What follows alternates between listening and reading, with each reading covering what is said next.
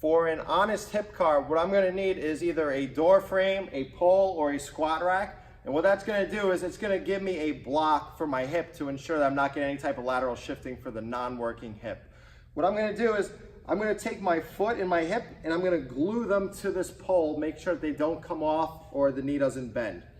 Now from there, I'm gonna take my arm and I'm gonna bear hug the rack and squeeze it to ensure that I'm not getting any shifting of either the pelvis or the torso.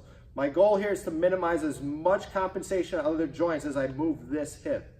So now as I do that, I'm gonna start by pulling my hip up into as much hip flexion as possible. So the knee comes towards the armpit. Now from there, I'm gonna open up the hip to the side into abduction. As I do that, I'm squeezing hard to make sure that I don't come off of the pole. Once I maximize abduction, I'm gonna try to show the outside of my foot to the ceiling.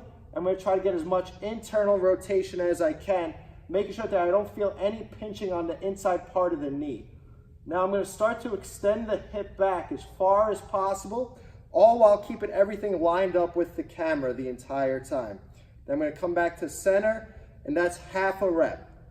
Now I'm gonna reverse that by pulling my heel to the wall behind me.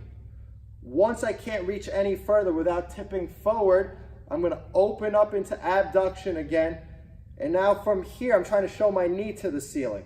Now, once I can't go any further, I'm gonna rotate into external rotation of that hip. Now I'm gonna pull the knee up towards my armpit again, and then slowly come back down to center. So as a quick review, the non-working side, your objective here is to glue everything to that rack, door frame, or pole to the best of your ability as you get good full range of motion rotation at the working hip.